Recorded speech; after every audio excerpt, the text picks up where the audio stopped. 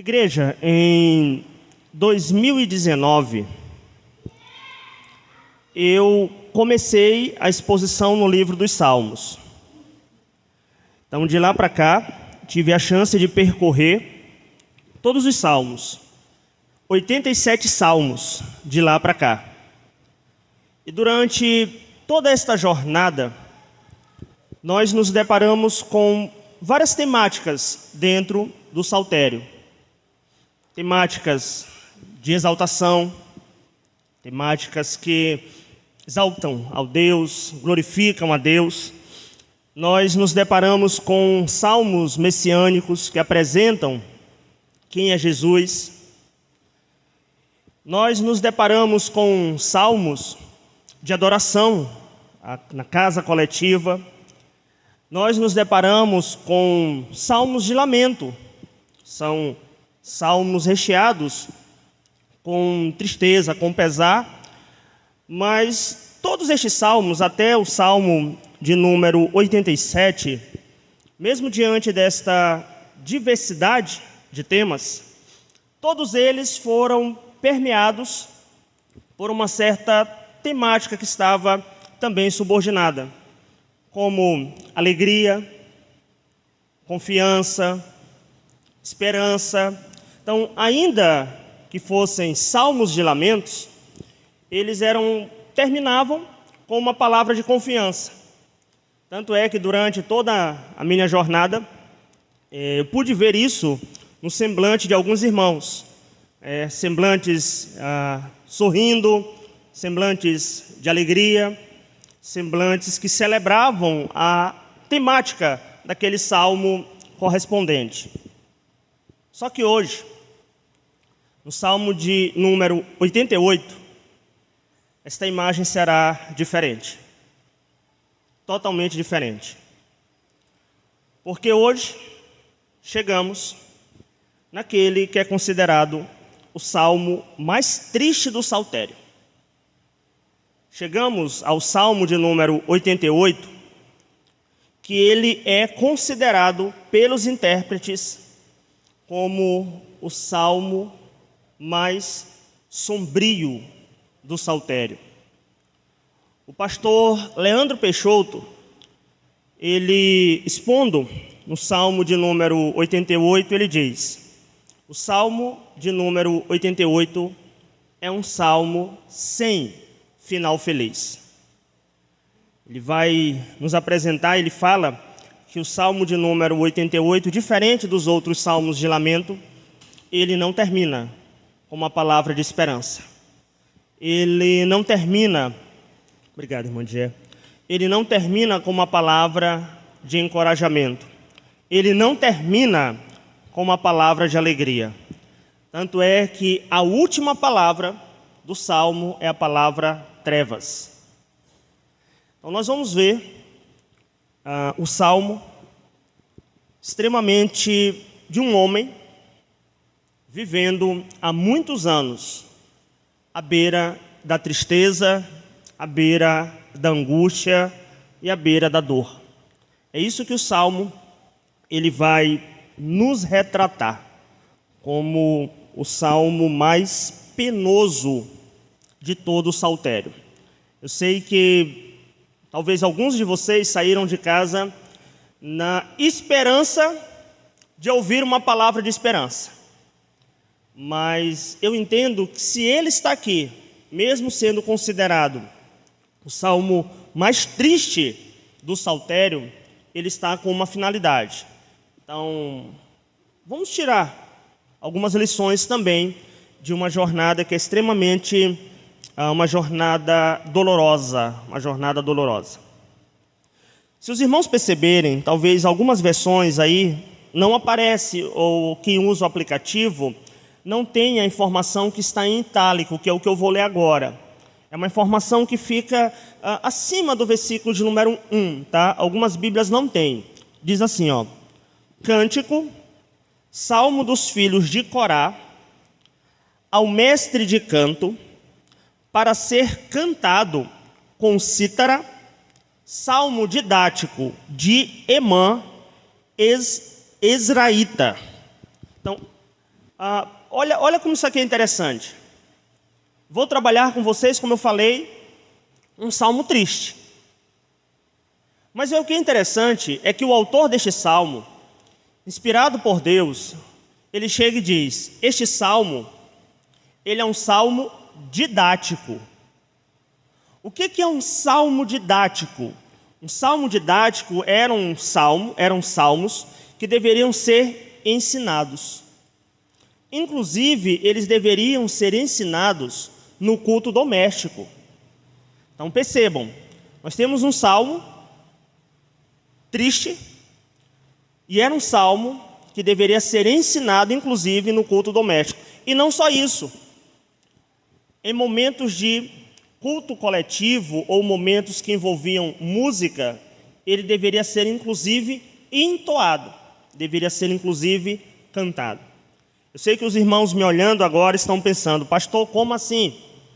Ensinar um salmo num culto doméstico, num momento de celebração da igreja, um momento tão triste, um momento tão penoso, um momento de dor? Queridos, esta sim é a realidade. Por que eu digo para os irmãos que é importante e é realidade? Infelizmente, vivemos um momento em que existe uma pseudoteologia que afirma que crente não sofre. Ou até afirma que crente que sofre está em pecado. Nem sempre é assim, queridos. Nem sempre. Para vocês terem uma ideia, um grande homem da história da igreja, chamado Charles Spurgeon, príncipe dos pregadores, considerado um dos maiores expositores que a igreja já teve. Talvez alguns fatos os irmãos não tenham conhecimento. Como, por exemplo, Spurgeon sofria, e muito, de tristeza profunda. Spurgeon passou por situações que os irmãos da igreja, esperando o culto começar, o Spurgeon não chegava. E já conhecendo um pouco do que o Spurgeon vivia nessa profunda tristeza, os irmãos foram à casa do pastor levar o pastor para o culto, porque ele não queria levantar da cama, de tanta tristeza que ele estava vivendo. Um outro irmão da igreja do Spurgeon, que possuía um campo, possuía um sítio, por assim dizer, cedia, de tempos em tempos, o sítio dele, para que o pastor ficasse no sítio dele, repousando por longos meses. Segundo relatos, o Spurgeon chegou a ficar nesse sítio por 6 meses, sem nem pisar na igreja, para que ele pudesse ter as energias dele, o revigorar dele em dias. Estou falando de quem? De um homem considerado um dos monstros do sistema de pregação, um homem piedoso, mas um homem que sofria também com profunda tristeza. Então, igreja, nem sempre, uma fase triste, nem sempre um período triste é sinônimo de pecado. Nem sempre. E é o que nós vamos ver exatamente aqui no nosso salmo. Como Emã, ele viveu isso. E ele vai deixar de maneira muito clara os sentimentos que ele tinha e o período dessa sua tristeza. Não vou ler o salmo todo, mas eu vou lendo partes do salmo com os irmãos. Versículo 1 e o versículo 2, nós temos aqui Emã clamando por alívio. Ele diz: ó Senhor, Deus da minha salvação, dia e noite clamo diante de ti. Chegue à tua presença a minha oração, inclina os ouvidos ao meu clamor. Ele abre o salmo fazendo um clamor direcionado a Deus pela tristeza pela qual ele estava vivendo. É interessante que a maneira como ele direciona a oração dele a Deus por parte desse clamor O primeiro versículo, ele vai utilizar aqui termos que eram termos relacionados à aliança, ou estabelecimento da aliança de Deus com o seu povo. Ou seja, a sua oração, ela é direcionada ao único que ele sabe que de fato estabeleceu uma aliança com ele, que estabeleceu uma aliança com o seu povo. Quando ele usa os termos Senhor, Deus e minha salvação. Só que eram termos, expressões utilizadas tanto do nome de Deus, quanto expressões que lembravam o pacto, lembravam a aliança do próprio Deus com o seu povo. Provavelmente ele está relembrando na oração dele afirmativas que Deus outrora fez, que não deixaria o seu povo, que não abandonaria o seu povo, né, que o seu povo não estaria só. Então ele começa o seu clamor por alívio direcionando a este Deus. E ele deixa de maneira perceptível quais os momentos que ele direcionava esta oração a Deus. Ele diz: Senhor, eu clamo a Ti de dia e de noite. Quando ele diz isso, eu clamo a Ti, Senhor, de dia e de noite, ele está apresentando que o seu clamor por alívio era um clamor constante. Era um clamor ininterrupto. Não era um pedido que ele fazia a Deus aqui e ia viver normalmente a sua vida. Mas está muito ligado, queridos, com a ideia do Senhor, eu estou pedindo, Senhor, eu estou pedindo. O meu clamor é esse. Qual é o clamor? Ele diz no versículo de número 2: chegue à tua presença a minha oração, inclina os ouvidos ao meu clamor. É interessante a maneira que ele clama aqui no versículo de número 2. Percebam que ele vivendo uma dificuldade, nós vamos já ver qual era o problema de Emã, o Salmo vai nos apresentar isso. Ele vivendo uma dificuldade, ele não pede, pelo menos na parte introdutória do Salmo, ele não está pedindo para sair da dificuldade. Ele está pedindo algo que para ele era muito mais importante naquele momento. É sentir a presença de Deus na vida dele. Queridos, ele estava passando por dificuldade? Estava. Mas existia algo que estava trazendo talvez mais dor ao coração dele. Ele diz: Senhor, eu oro, mas Senhor, eu não estou conseguindo sentir a Tua presença comigo. Então, além da angústia que ele estava vivendo, essa sensação de distância de Deus na vida dele estava trazendo mais dor para Emã. E eu pergunto, igreja, será que isso só aconteceu com Emã? Será que isso também não acontece conosco em épocas de aflição, em épocas de dor, em épocas de angústia? Nós recorremos a Deus em oração, mas a sensação que nós temos é que parece, observem bem, parece que nem Deus está nos ouvindo. E aí eu pergunto, a sensação de dor, o sentimento de dor, ele aumenta. Ele aumenta. Porque parece que não basta a sensação do distanciamento das pessoas, parece que ainda vivemos uma sensação do próprio distanciamento de Deus para conosco. Emã estava vivendo isso. No versículo de número 3 ao versículo de número 5, ele apresenta, meus irmãos, a aflição dele em face ao sofrimento. Olha aí, como ele constrói o que ele estava sentindo.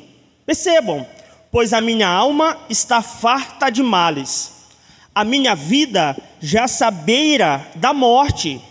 Sou contado com os que baixam a cova, sou como um homem sem força, atirado entre os mortos, como os feridos de morte que jazem na sepultura, dos quais já não te lembras, são desamparados de tuas mãos. Olha como é que ele constrói a aflição que ele estava passando. Percebam, a minha alma já está farta de males. A palavra aqui, farta de males, é cheia. A minha vida já está cheia de males. Percebam que ele usa, talvez na sua versão tem farta, né? Farta é uma ideia muito parecida quando a gente come muito e já não consegue mais nem beber água depois. A gente fica, assim, sobrecarregado de tanta comida. A expressão que ele está utilizando é muito parecida. Ele diz: Senhor, eu estou sofrendo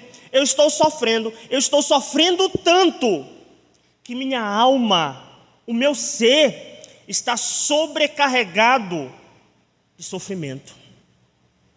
Ele diz: eu não tenho mais espaço na minha vida para tanto sofrimento, Deus. Já deu, a conta já passou do que eu sou capaz de suportar. Mas ele continua apresentando o seu sofrimento. A minha alma, a minha vida, ainda no versículo 3, a minha vida já se abeira da morte. Essa expressão que ele coloca, a minha vida já se abeira da morte, é bem interessante. É uma ideia como se ele estivesse andando à beira de um precipício e a qualquer momento ele pudesse cair. A minha alma anda ali, perigando, perigando entre morrer ou não morrer.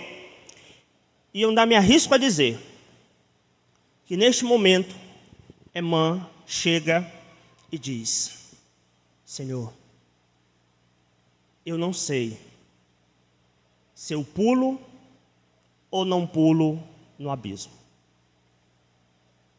Pastor, o senhor está falando dos dias de hoje? Estou falando de Emã, um levita, um homem de Deus, um homem inspirado por Deus, que compôs um salmo. E orientado por Deus ainda disse: ensinem este salmo aos outros. Então Emã diz: sabe, estou sobrecarregado de tanto sofrimento. Eu estou andando aqui à beira de um precipício. Eu não sei se eu pulo ou não pulo. Eu não sei se eu dou cabo da minha vida ou continuo viver por aqui. Percebam a angústia deste homem. No versículo 4 e no versículo 5, ele continua apresentando a sua aflição. Mas é muito interessante a imagem que ele utiliza. Quando ele, sou contado com os que baixam a cova, sou como um homem sem força, atirado entre os mortos, observem, como os feridos de morte que jazem na sepultura, dos quais já não te lembras, são desamparados das tuas mãos. A imagem que ele utiliza para fazer uma representação do que ele está sentindo, eram os feridos de guerra. Porque o que acontece? Naquela época, acho que os irmãos já devem ter assistido filmes, Uma pessoa que era ferida no campo de batalha e eventualmente fosse uma ferida mortal, assim, uma ferida muito grave, não tinha esse negócio de pegar o soldado, levar para o acampamento para que ele fosse curado. Passou um outro soldado e viu lá e disse assim: rapaz, isso aqui não tem jeito. Eles pegavam pelas pernas ou pelas mãos, sei lá, e jogavam entre os cadáveres, ainda que o indivíduo estivesse vivo. Ele era jogado ali no campo de batalha mesmo, não tinha cura para ele, não tinha restauração, ele era jogado lá. Emã, falando da vida dele, ele usa essa mesma expressão e diz: Senhor, eu sou contado entre os feridos. Senhor, a minha vida já entre os mortos. O que Emã está tentando nos ensinar ele está dizendo: Senhor, mesmo entre os vivos, eu sou contado com alguém com uma ferida mortal, como se eu já estivesse morto, em que ninguém mais liga para mim. Eu sou deixado ali para sofrer. Percebam a angústia e a aflição deste homem. Percebam como o coração deste homem estava arruinado. Percebam como a tristeza no coração deste homem estava carregando a vida dele momento após momento, a tal ponto de ele chegar e dizer: não dou conta, Deus, não dou conta, fui desprezado, fui como se eu estivesse jogado entre os mortos, e ali entre os cadáveres, as pessoas passam e só vem gente morta, é como se eu estivesse entre eles. Mas entretanto, eu ainda estou vivo. Igreja, eu fico imaginando não somente a situação de Emã, mas eu fico imaginando os nossos dias. Como nós sofremos, como nós choramos, como nós sentimos que estamos sozinhos, abandonados, desprezados. E posso até imaginar, não pelo fato de estar com vocês, mas pelo fato de passar as mesmas coisas que vocês passam. Choro, dor, tristeza, solidão, isolamento e, por que não dizer, até vontade de dar cabo desta vida. Infelizmente, enquanto estivermos aqui, nós vamos enfrentar isso. É uma dor, é uma angústia, é um choro. Emã, do versículo de número 6 ao 9, ele, mesmo diante desta situação tão angustiada, ele reconhece a ação soberana de Deus na vida dele. Versículos 6 a 9. Puseste-me na mais profunda cova, nos lugares tenebrosos, nos abismos. Sobre mim pesa a tua ira.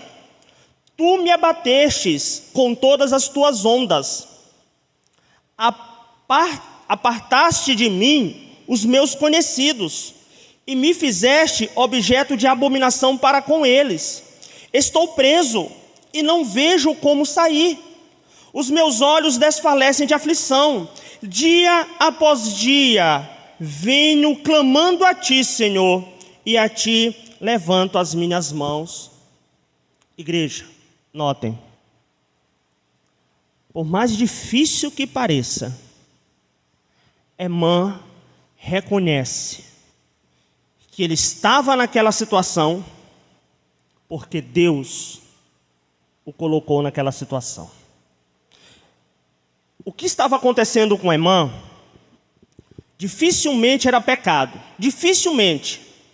Porque geralmente, quando é pecado, aparece o lamento pelo pecado, a confissão do pecado e a restauração que Deus faz em relação ao pecado. Mas no caso aqui do nosso salmo, não tem confissão de pecado, irmãos. Emã não chega e diz, Senhor, eu pequei contra ti, eu errei. Ele não diz isso. Então, muito provavelmente, a situação que levou Emã ao sofrimento não foi ocasionada pelo pecado. Pecado na vida dele. Mas ele chega e diz, eu estou aqui, Deus, porque o Senhor me colocou. E notem como ele percebe o quanto a mão de Deus pesava sobre a vida dele. Olhem como ele usa as expressões. O Senhor me puseste na mais profunda cova, nos lugares tenebrosos dos abismos. É aqui a ideia de um local mesmo. É como se ele dissesse, eu fui enterrado, eu fui esquecido, eu fui lançado entre os mortos. Sobre mim, Senhor, pesa a tua ira. Tu me abateste com todas as tuas ondas. Igreja, imaginem. A mãe dizendo, eu sou levado de um lado para o outro, sem ter um local para estar seguro, porque eu estou sendo levado pelas tuas ondas, eu estou sendo levado pelas tuas mãos. Eu não consigo me segurar a um tronco, eu não consigo me segurar a um galho. É como se ondas estivessem sobre mim, de a tal ponto me levando cada vez mais para baixo, e eu só consigo rodopiar nesse turbilhão de sofrimento. Emã chega e diz, Senhor, está doendo, mas eu sei que é a tua mão. Meus irmãos, eu fico imaginando essa situação. 8. O Senhor apartou de mim os meus conhecidos e me fizeste objeto de abominação para com eles. Estou preso e não vejo como sair. Olha só, a irmã diz, Deus, até os meus parentes estão longe de mim. Até os meus parentes estão longe de mim. Eu sou como uma abominação para eles. Eu estou preso e não vejo como sair. Um pouquinho mais à frente eu vou explicar, mas provavelmente, igreja, tá? Provavelmente, essa expressão, quando ele diz estou preso e não vejo como sair, é que ele estava acamado. Provavelmente ele estava acamado. Estava deitado, prostrado. Ele diz, eu estou aqui, sozinho. Não tem ninguém comigo. Eu oro ao Senhor, eu não sinto a tua presença. As tuas ondas, Senhor Deus, estão me cobrindo. Mas eu sei que é Deus que me colocou nessa situação. Versículo 9. Os meus olhos desfalecem de aflição. Dia após dia venho clamando a ti, Senhor, e te levanto as minhas mãos. Aqui tem uma questão curiosa, inclusive uma questão cultural curiosa. Nós, quando vamos orar, nós oramos de olhos fechados. É uma prática nossa. A prática do judeu era orar de olho aberto. Então o judeu costumava orar a Deus de olhos abertos. Emã diz, eu estou sofrendo tanto, mas tanto, que eu não consigo orar de olhos abertos. Os meus olhos desfaleceram, os meus olhos baixaram. Eu choro, é como se ele estivesse dizendo, a minha oração ao Senhor, ela por conta do sofrimento passa a ser de olhos fechados. Não estou entrando aqui, igreja, por favor, no mérito do que é mais santo ou menos santo. Não é que orar de olho aberto é certo ou errado, orar de olho fechado é certo ou errado. Aqui é uma questão cultural. O judeu orava de olho aberto. Emã diz, eu estou sofrendo tanto, mas tanto, que eu não consigo nem orar de olhos abertos ao Senhor. Meus olhos estão fechados, a minha oração é de olho fechado a Ti, porque os meus olhos se desfaleceram, os meus olhos caíram de tanto choro, caíram de tanta aflição. Dia a dia eu venho e clamo ao Senhor, dia a dia eu venho, levanto as mãos ao Senhor e peço, Senhor, me tire desta situação. Sofrimento, angústia. Versículo 10 ao versículo 12. Emã entra na argumentação com Deus. E aqui eu preciso pontuar com calma. Do 10 ao 12 ele faz um argumento testemunhal. Observem como Emã testemunha e como Emã argumenta com Deus. Do 10 ao 12. Mostrarás tu prodígios aos mortos? Ou aos finados se levantarão para te louvar? Será referida a tua bondade na sepultura? A tua fidelidade nos abismos? Acaso nas trevas se manifestam as tuas maravilhas? E a tua justiça na terra do esquecimento? Sabe o que Emã ele está dizendo aqui para Deus? Emã ele está dizendo basicamente o seguinte para Deus. Deus, se eu morrer, eu não tenho como te louvar nesta terra. Senhor, se eu morrer, eu não tenho como testemunhar do teu amor nesta terra. Emã aqui não está agindo com arrogância. Emã aqui, muito pelo contrário, Emã aqui tem consciência do relacionamento dele com Deus e diz, Senhor, se o Senhor me levar, eu não tenho mais como continuar testemunhando do Senhor nesta terra. Emã, ele é consciente do relacionamento dele com Deus. Emã, ele é consciente da fidelidade dele a Deus. Aí eu pergunto, igreja, será que se Deus me levasse hoje, o Adriano, faria alguma diferença? Será que se Deus levasse você hoje, Se Deus levasse você hoje, faria alguma diferença? Irmãos, Emã, pelo fato do bom relacionamento dele com Deus, mesmo diante da angústia, mesmo diante do sofrimento, mesmo diante de toda a dor, ele disse: se o Senhor me levar, esta terra vai perder um servo fiel. Isso é fé. Isso é fé, igreja. Será que se Deus hoje me arrebatasse, me tirasse daqui, eu teria como dizer: esta terra perdeu um servo fiel? Ou será que eu teria como dizer: combati o bom combate, completei a carreira? Será que eu teria como dizer isso? Emã disse. E você? Consegue dizer isso hoje para Deus? Não é arrogância, é certeza de uma vida que testemunha com fidelidade. Fechando então, do 13 ao 18, nós temos aí Emã continuando com o seu clamor constante, do 13 ao 18. Mas eu, Senhor, clamo por ti por socorro, e antemanhã já se antecipa diante de ti a minha oração. Porque rejeitas, Senhor, a minha alma e ocultas de mim um rosto? Notem o versículo 15.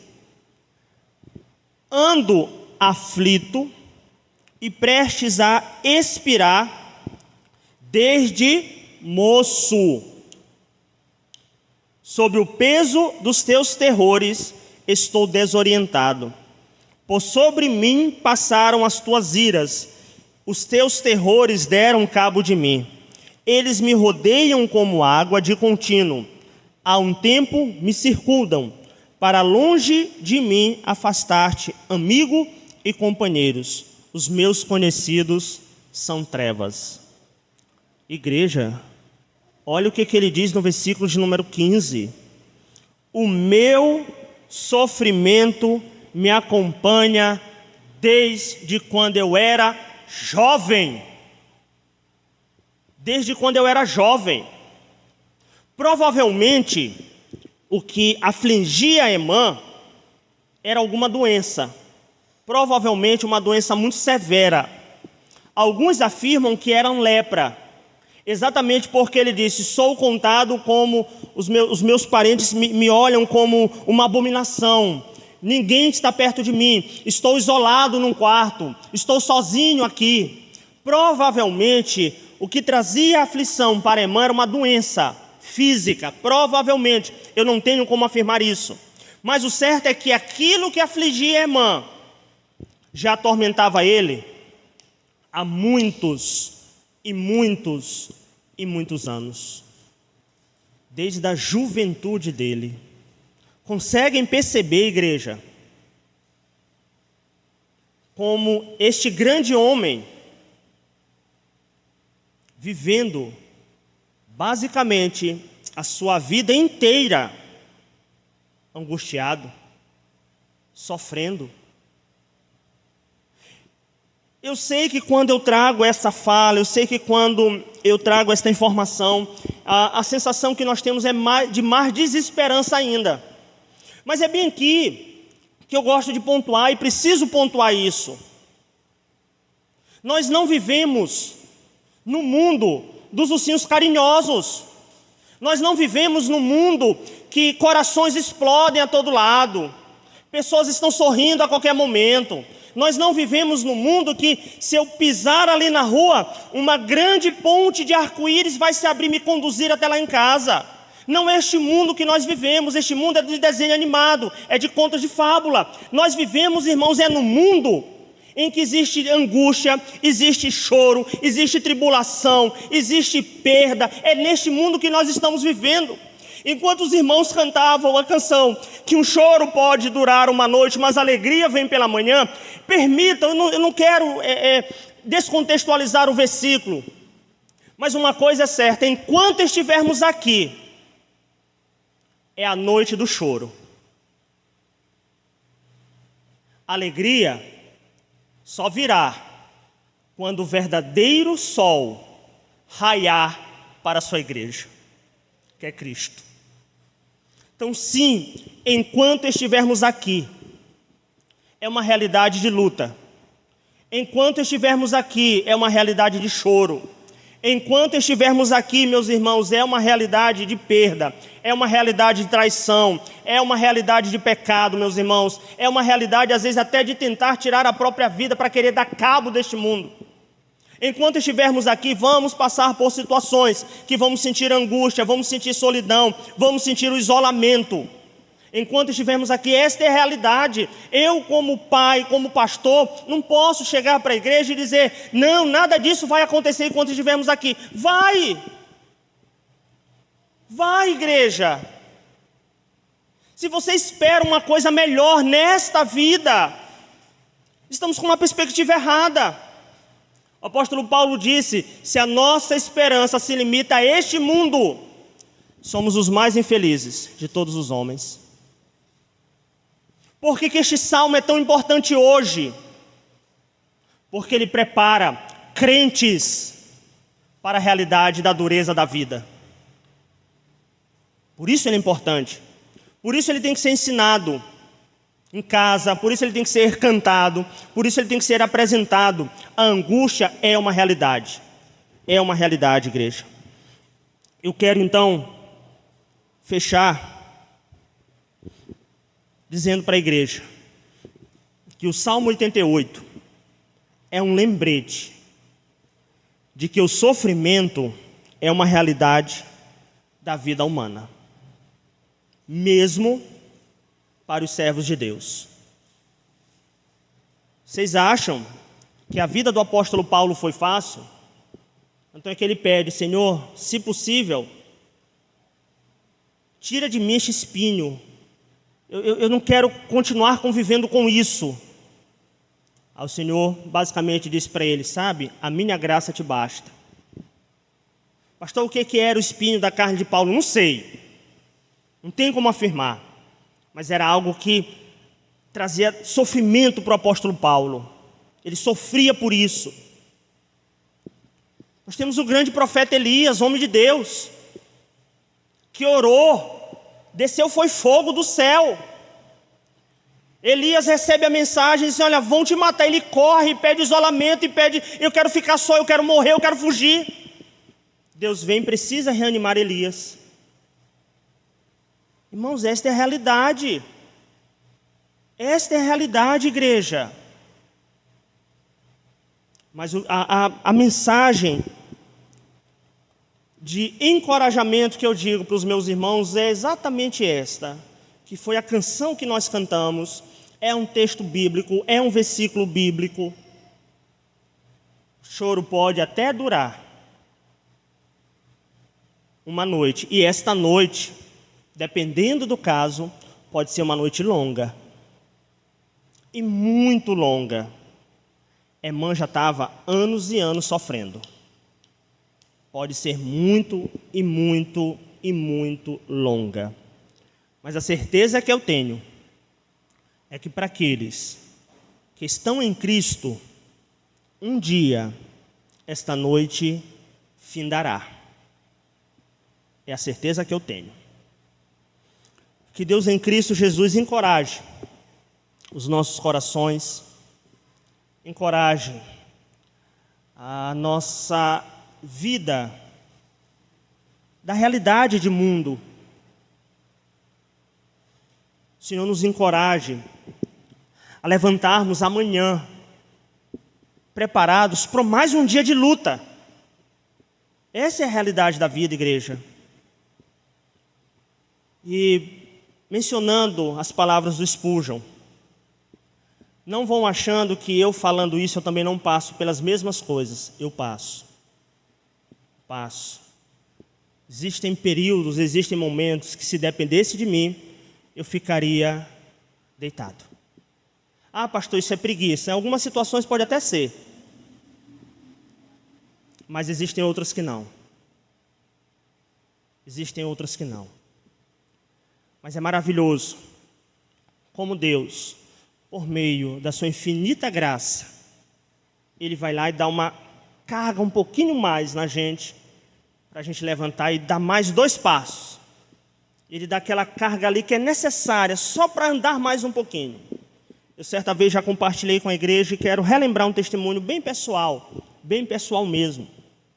Já tenho dito aqui para os irmãos que dentro do ministério pastoral, há 14 anos aqui na Igreja Cristã Evangélica em Maiobão, existe algo que renova as minhas forças. São as crianças. São as crianças. Quando uma criança vem, eu peço aos pais que não forcem isso nas crianças, por favor. Mas quando uma criança vem, abraça, brinca comigo, enfim, aquilo dali para mim é uma renovação. Né? Existem domingos que eu chego aqui e digo assim, acabou. Hoje é o último dia do ministério pastoral. E é impressionante quando vem uma criança com um sorriso, fala, ou às vezes me abraça, e naquele momento eu sinto as energias renovadas. E um dia, de maneira muito específica, talvez Deise vá lembrar, saí de casa determinado a largar o ministério pastoral. Determinado. Lembro, estava tomando banho e dizendo, hoje, Deus, é o último dia do ministério pastoral, e não dou conta. Não dou conta. O Senhor precisa de homens que sejam fiéis, eu tenho muita coisa a aprender, enfim, eu estava destinado a entregar o ministério pastoral. Vim para a igreja, estava voltando para casa, determinado a entregar o ministério pastoral. E aí eu fui chegando em casa, aconteceu algo que nunca tinha acontecido antes. Nunca. Os meus 2 filhos subiram numa cama que fica perto a uma janela do fundo, que é onde a gente coloca a moto, e começaram a cantar. Papai chegou! Papai chegou! Naquele momento, igreja, eu senti, assim, a mão de Deus renovando o encorajamento para que eu continuasse. Naquele momento foi a sensação que eu tive. Eles nunca tinham feito isso. A mãe nunca pediu que eles fizessem, eu nunca pedi que eles fizessem. Naquele dia foi um caso específico. E aí, naquele momento, eu entendi Deus dizendo, eu vou te dar mais uma carga para te andar um pouquinho mais. Ainda não é o momento. Mas esta é a realidade pela qual nós vivemos. Vamos ter um momento de oração silenciosa.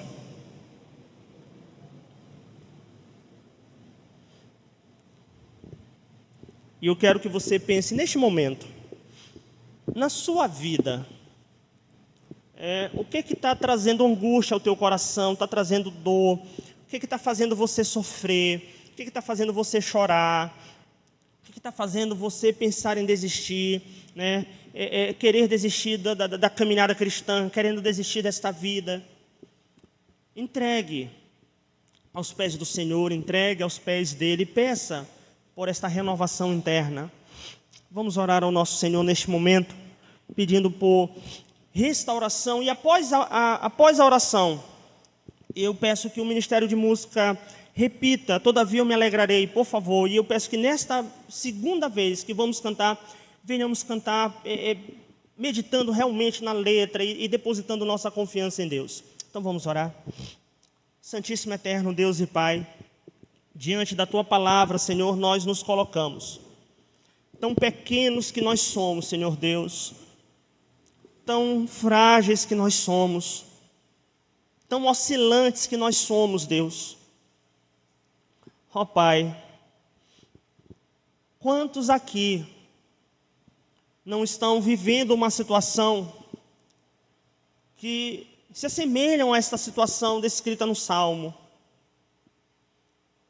que já pensaram em desistir, pensaram, Senhor Deus, ou até talvez de findar a existência, esta vida aqui, Pai.